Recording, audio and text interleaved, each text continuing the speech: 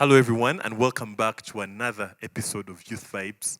And we are here again with my brother and friend Joseph BYAMUKAMA, and we are still discussing forgiveness. I mean, anger now. But today we are talking about forgiveness and what does it look like? When you forgive someone, does the pain go away? What's it like to forgive? What if you think you have forgiven, and then when you see the person that did something wrong, all the anger comes back? How do we go about forgiveness? Of course, from a Christian perspective and a worldview. And welcome again to the conversation, Joseph. Thank you. For those who missed you last time, please just share a few things about yourself, then we can go into the conversation. Yes. Um, yes, Joseph is my name. Again, I'm a Christian and therefore a lover of God. I'm a husband to one wife Yes. Who is a woman? who is a woman. And I'm a father Right. as well. I'm a construction manager. I'm a team leader, Veracity Found. We do research, we do resourcing for church renewal. I'm a student of New Testament studies as well, um, among many other Many things. other I'm also a things. blogger, by the way. Wonderful. Biamukama.com. Yes. That is it. Right. Yes, there are those from the last conversation who have mismanaged their anger in some sense. When they look back at their years and what the things they've done when they were angry, how do they go about the road to reconciliation, forgiveness? What's that like for those kinds of people? Yeah, I think as you concluded the previous episode, um, the need to know Christ Right. is, I think, very, very foundational, very fundamental. It's in light of Christ's forgiveness, it's in light of his love and his healing that he extends to our brokenness that we are able, therefore, to actually begin that reconciliation journey. In terms of practical steps, of course, the first would be to know the wrong that you've done and to know that actually the effects of that would or may even outlive you. They may be greater than you ever imagine and are able to control. But therefore, making the intentional step to make things right. It could be just picking up that phone call and calling up the person that you wronged and say, hey, could we have a cup of tea? Yes. Can we meet over? I've been thinking much about what happened, and I would love to have a conversation about that and to see if we can chart a new road forward. And then being honest about what you did and confessing and repenting and asking for forgiveness, but also recognizing that the journey of reconciliation and restitution as such, if you might think about that too, will take a while. It's not merely saying I'm sorry. It's not merely confessing your sin or your wrongdoing to the person as such that will abruptly heal the heart and the brokenness. It's a journey, but it's a journey that you must be willing to walk, and it's a journey that you must be willing to walk with an awareness that there are consequences and there are costs to that as well. Right. And so, even as you ask for forgiveness, even someone, the other person could as well forgive you. Right. But that does not automatically mean that the reconciliation has happened there and then. It's a process, it's a journey. Yeah, But there be is. able to take the first step. Yeah, there is some, of course, who have been involved in businesses, and someone was not honest about the money issues, and somehow they think that because they have said they are sorry, you're supposed to take them back on and welcome them back again into the business. Yeah. What's it like for people who are believers, of course, but because of their past life and how they handled money, especially. Now, these are believers, whereby you maybe lent someone money, but somehow they have not found it in themselves to pay the money, and now they're in a fix, and they think they can apologize for their time, and you give them more money. what should it be like for us or for those who have been offended on the receiving end of the offense? Is someone supposed to prove that they're now trustworthy? And if that's the case, how do they even prove that? You see? Yeah. So trustworthiness is a long, Yes, it's a longer. and in a sense, your character and your work should be able to demonstrate that you are now ready to be trusted again. But on the other hand, of the person that has received the heart, I think it was maybe 2 years ago or so, I wrote an article for the Gospel Coalition Africa, and it was titled "How When Forgiveness is Hard." And I was actually basing on Exodus 34, verse 6 to 8, where, in chapter 32 of Exodus, Israel has sinned against God with the golden calf incident. And Moses is on the mountain and receiving the commandments. And God says, hurry, go down, your people.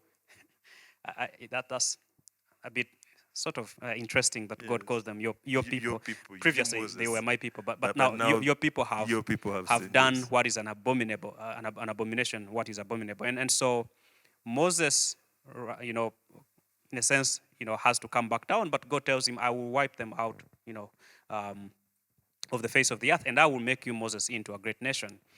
What happens is Moses cries, of course, and intercedes and says, "You cannot do that. What will the nations think that you brought your people out of Egypt and you could not take them where you want them to go and all that?" And so God says, "Okay, I will send you people to go, but I'm not coming with you." And Moses says, "No, no, no. If you're not living with us, we are not leaving Mount Sinai at all." And then God relents. And that's when Moses asks him and says, "I want to see your glory. I want to know who you are, so to speak. I want to know your name." And God, in pronouncing his name in Exodus 34, 6 to 8, he says, the Lord, gracious and merciful. Right. And then he says in verse 6, slow to anger, verse 6, and abounding in steadfast love and faithfulness, keeping steadfast love for thousands, forgiving iniquity.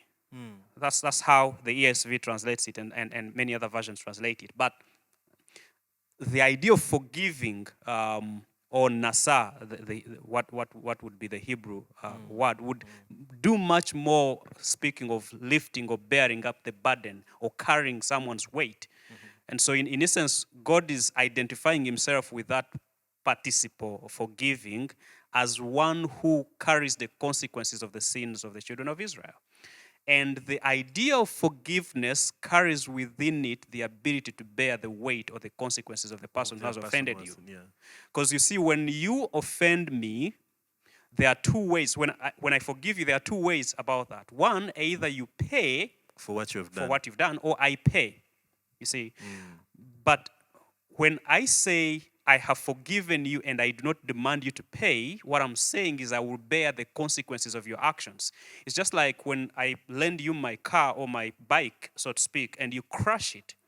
Now, there are two ways to that. I could say pay for the damages. Pay for the damages, or I could say it's okay, I've forgiven you. But what I mean actually is not that I'm leaving my bike or my car demolished.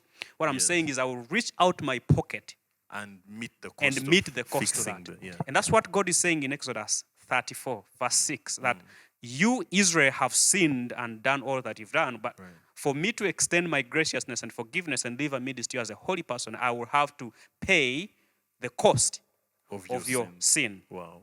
And so the people that are offended, and that's why forgiveness is difficult and hard, because we feel like we are, in a sense, offended twice. One, the first instance where you offended me, but two, now I have to shoulder all the consequences and let you go scot-free, in quotes.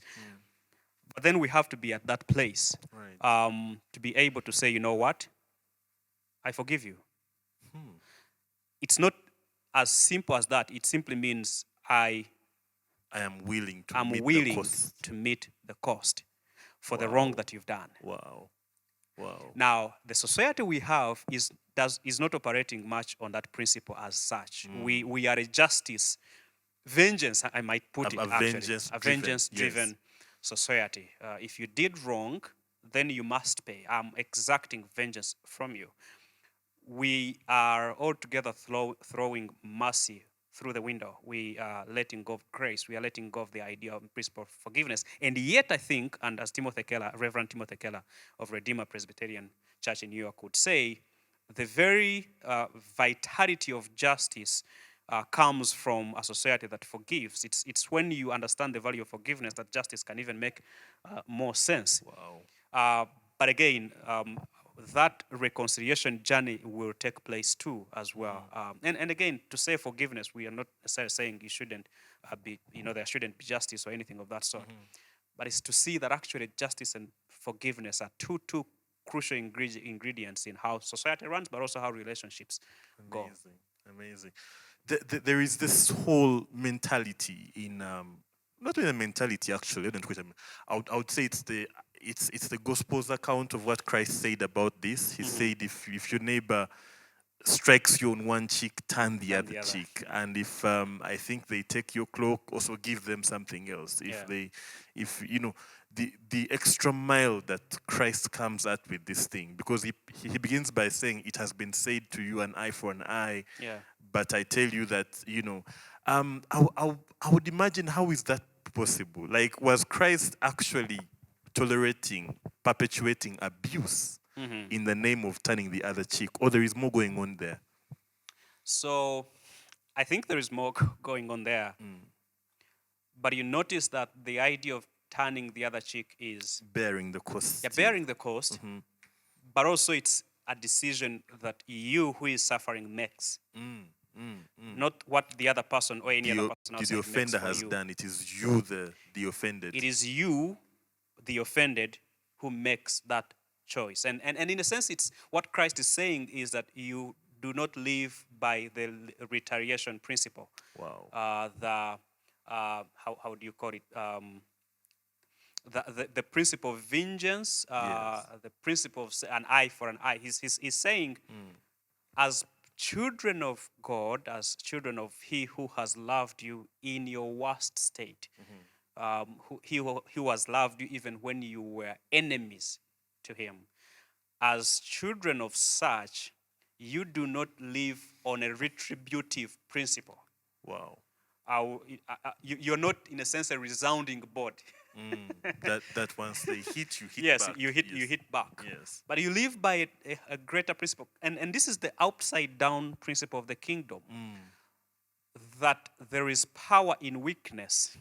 Wow.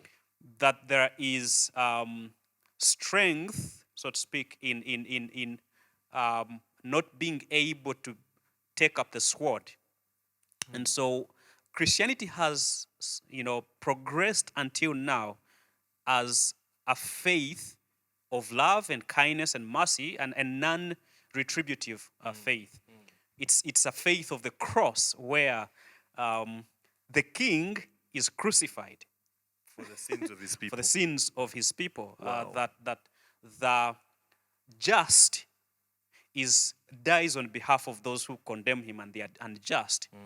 So that now our operating principle and forgiveness being rooted in that is that then we look to God who is able to repay. And that's 1 Peter chapter 2, that we look to Him who is just. And again, this is the thing with vengeance and retribution and our human foreign world version of justice. Sometimes we are more excessive. We do not know most times how to repay justly if we were to repay. Wow. Because again, in the heat of anger and wrath, we distort facts, but we also do not have the capacity to be just in that moment. And so we tend to be excessive. So when someone hits you, even with this, what you do, you actually punch. come with, you Yes. punch. You That's come with a fist, that's yes. the idea with what Christ is saying. Do not take matters into your hands.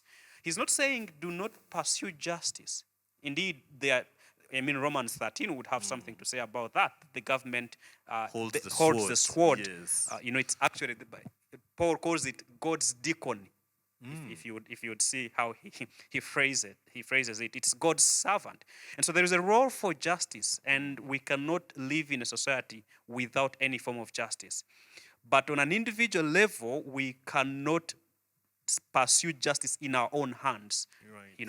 And on an individual level, I think we would relieve the courts of law so much if we were able to deal as civil individuals, um, privately, in families, in smaller settings, and resolve conflicts. I think that was, if I can remember, that was Chief Justice Anthony Scalia of the U.S.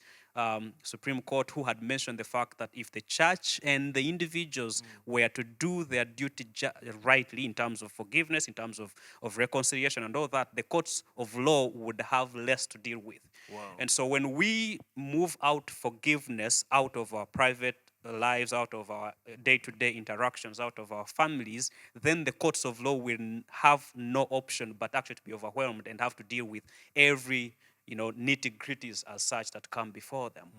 But the turning of the other cheek idea in Matthew is much to do with our attitude towards the offender and what we do as a result of the offense, as to whether we will take matters in our hands or actually extend forgiveness, but also trust that God will be able to right all wrongs rightly, since He is all-knowing.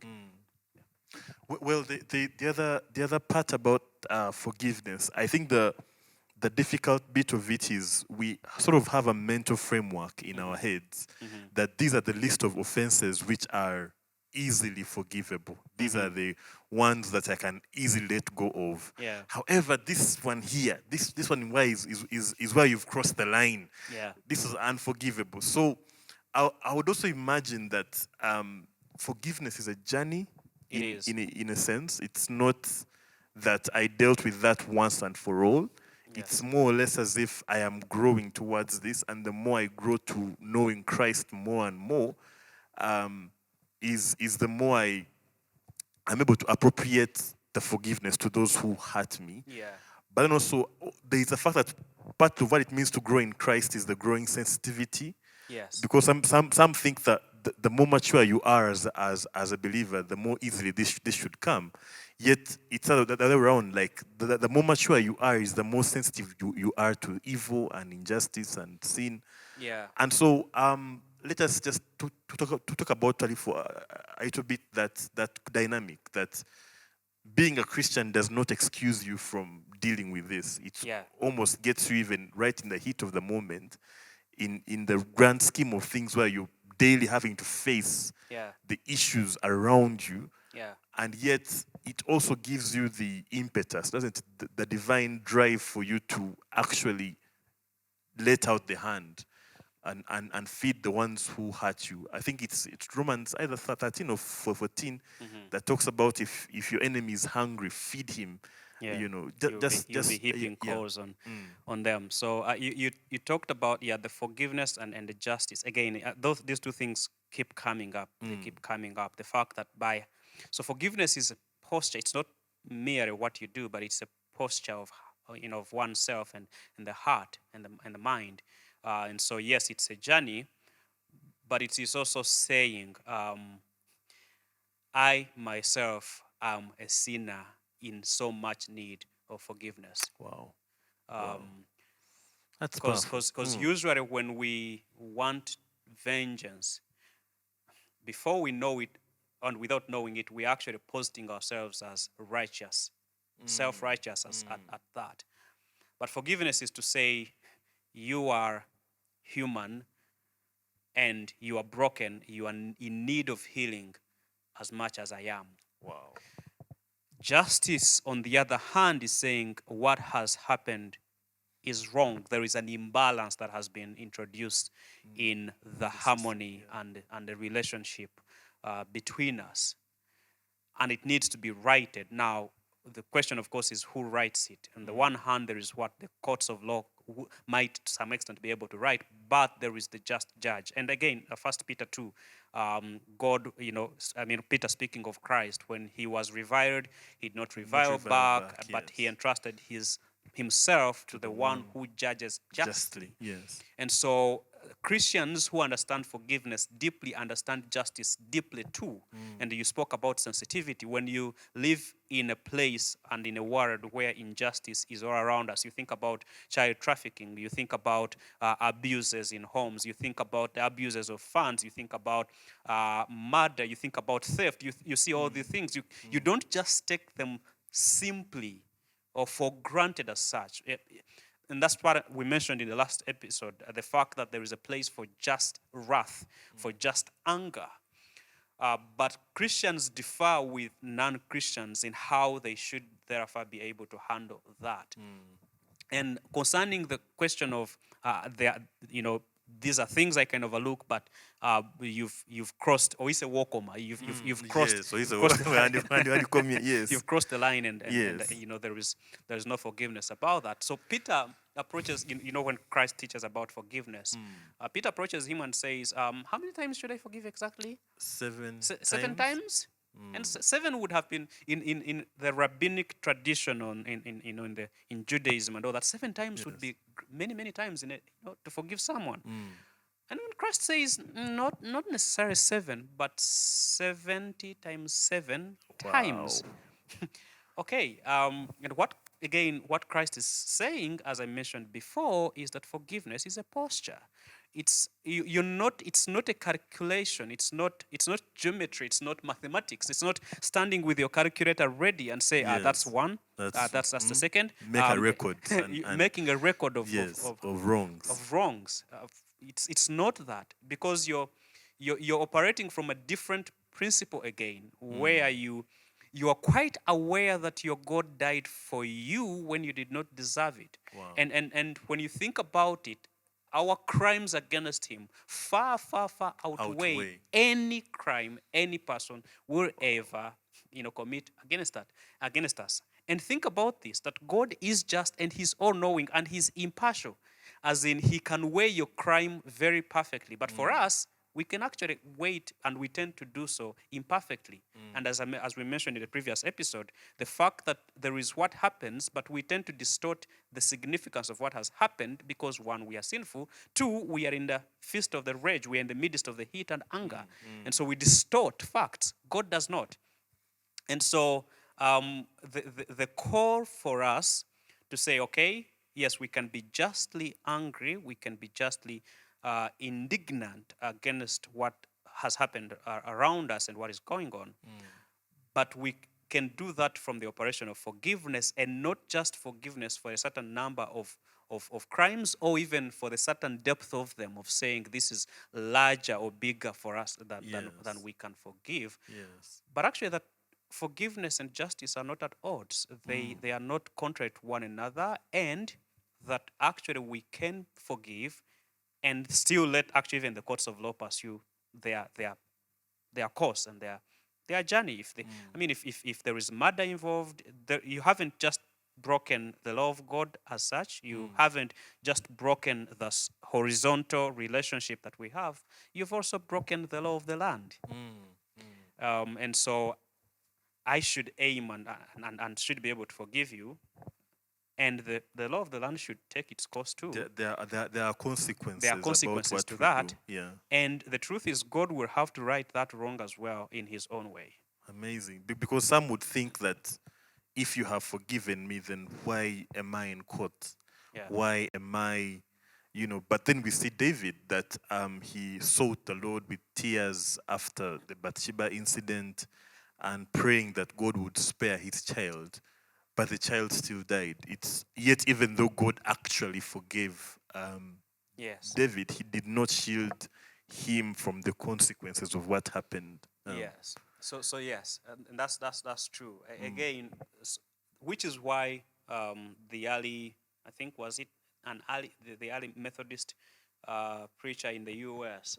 Who introduced the idea of separation of state and church. And that was the idea, really, that there is what we should do as a church, there is what the government should do as well, and the two are complementary in a sense.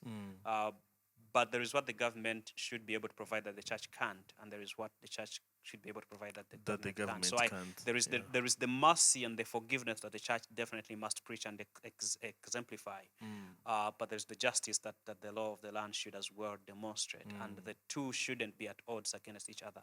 Now, again, it could be that my extension of forgiveness for you does not require that therefore there should be a court proceeding. I'm thinking about the justice and reconciliation processes in South Africa and in our neighboring Rwanda as well, Yes. which I think to some extent has brought about healing and reconciliation and being able to live on the same village together with those people who have perpetrated heinous crimes against us. And so Right. there is the place for that.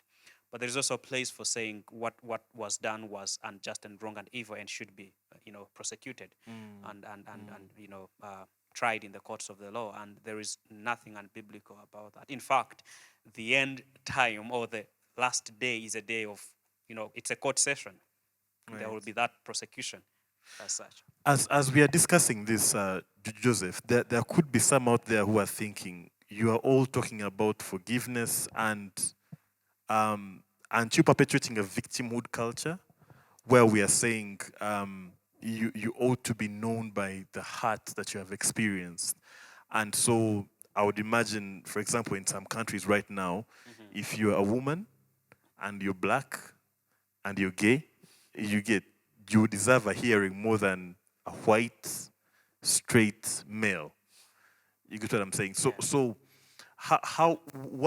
how does the Christian understanding of forgiveness differ from the culture of victimhood that says we're identified by how hurt we are, and if we can demonstrate how hurt we are, then yes, that then we deserve a hearing. How would we separate these two issues?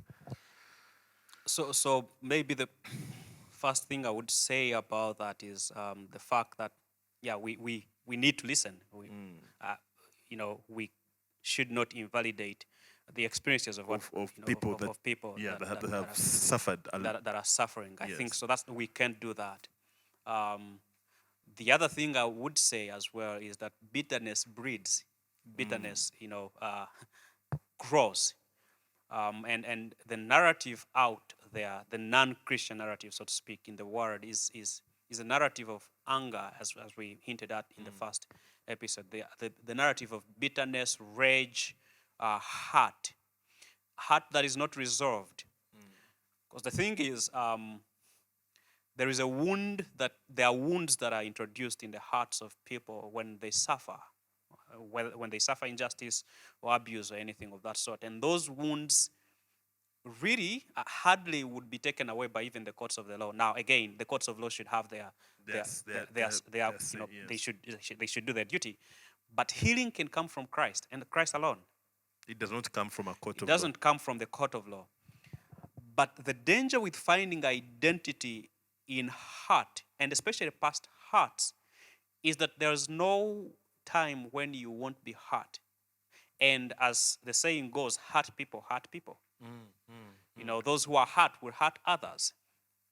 And so the church, and of course I say the church, we're aware that it has had its own issues too. Right. But the Church of Christ is meant as a place where the healing Christ, the healing balm of God's word and the cross should be able to be experienced. So that in as much as the courts of the law have their say, you begin to experience healing in the wounds of Christ. Amazing. That the one who was wounded, he appears to Thomas and says, these are the scars. Yes. These are the scars. I was wounded. If you're speaking about victims, if you're thinking about people who have been hurt deeply, Christ was. But in the midst of the cross, he extends forgiveness, and not only that, it is through his wounds that actually we attain our own healing and restoration. So that our hearts and our pains and our experiences, which shouldn't be minimized, can be conduits of healing for others. Wow. But if you actually rev in the hearts, if you keep holding on to them, you are actually extending bitterness. It's that sort of cycle of again, hurting others, where there is no healing, there is no forgiveness, there is no joy, there is no peace, there is no reconciliation, there is no life. As in, when you appear, people can see death around. Amazing. And yet, there is power in letting Christ deal with your heart, deal with your anger, deal with your frustration, deal with your disappointment, with your grievances, with your resentment, with your past experience, and then see life begin to blossom out of that. But I think, again, as I mentioned before, that comes from being in sync with Christ, being in love with him, knowing him, and experiencing his healing touch by his Spirit within his community of believers. And so, yes, there is that heart that is very visible, and the world outside will keep saying, yeah, You're justified to you're do what you need justified to to, do. Yes. to be Resentful. resentful, and Yes. to Bitter be and bitter, angry. to be angry, and it cheers you on that. But that bitterness and resentment eats you inside alone. When you are alone in the bedroom, you are bitter, you're crying on your pillow, and you begin to hate everything around you. The world becomes such a terrible place for you to live. And yet, without ignoring your heart, you can receive healing. And with it, say, the world is broken, I am broken, you are broken, we are broken. But God has not left us alone. He has come in that brokenness, felt the injustice that I've felt, died indeed in a cruel death that I haven't yet died. And his resurrection released life, breathed new life in my experience, so that by experiencing that life, I can be a vessel of feeling to the other that are hurt, that are broken in the world, that are looking for hope and don't know anywhere to find it. It's always encouraging for someone to approach me and say, "You are suffering from that. I experienced that. Wow. And let me tell you how God has healed me. He has restored me. I did not think that I would ever trust any person again. But here I am. I never thought that I would be married after the disappointments and heartbreaks that I felt. But here I am. I'm married, happily married, and I have 2 kids and all that. So those sort of testimonies and examples do remind us that our brokenness is not the end. The injustice we faced is not the end. The hurt that we experience is not the end of it. There is life beyond our pain. And that life is actually one in Christ, but also visible in other people's lives. Wow.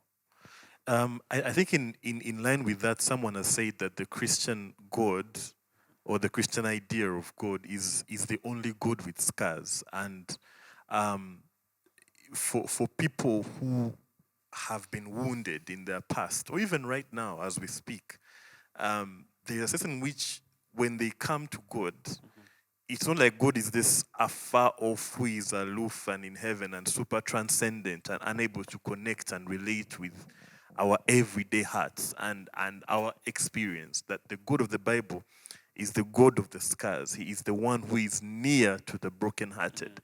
And I think, like you said, he doesn't just stop at binding up their wounds, but also he writes a new story out of them, so that their identity is not just on their woundedness, and he writes a new story for them. Yeah.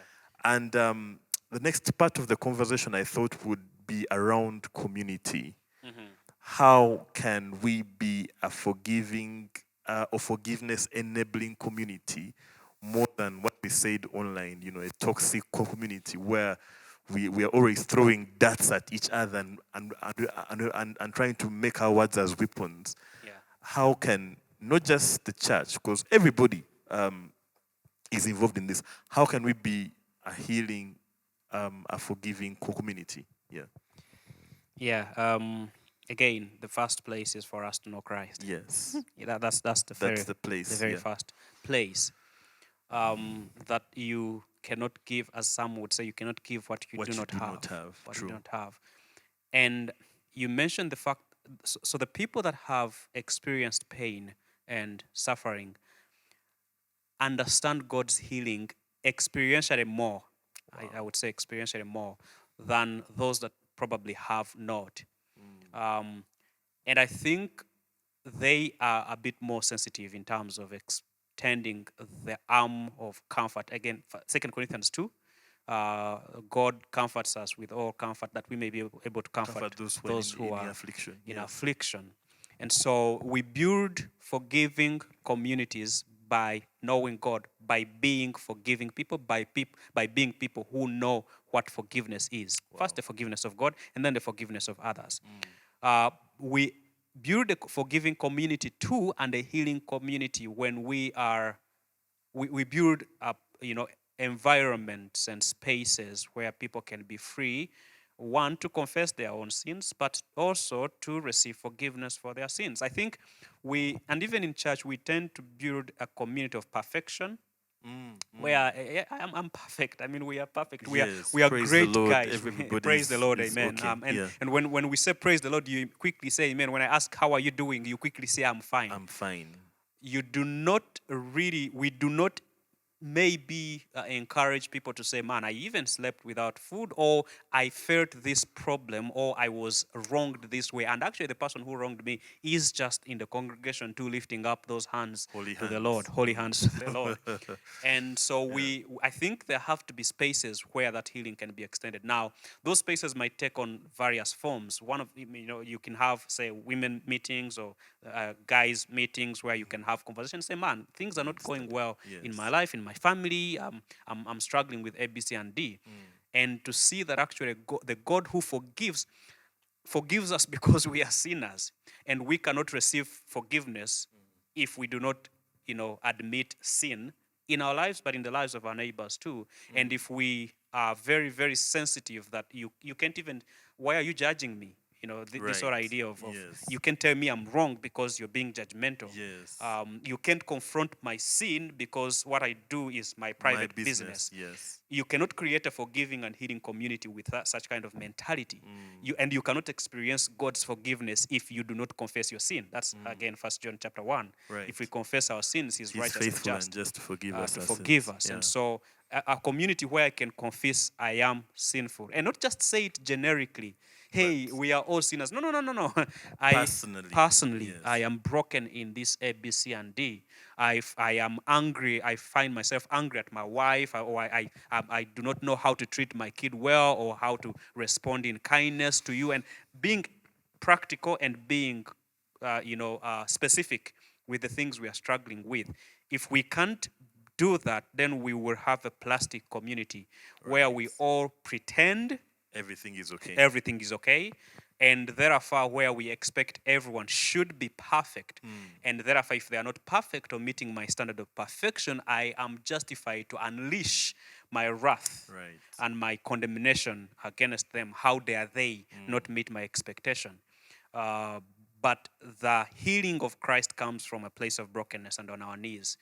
And then we are able to extend it, but also receive it. It's a two-way, actually, it's a two-way sort of, it's not just us extending forgiveness, it's us receiving it as well, right. and therefore being healed in the process. Amazing. I think as we've had this conversation, there is I think what stands out is the fact that you cannot give what you don't have.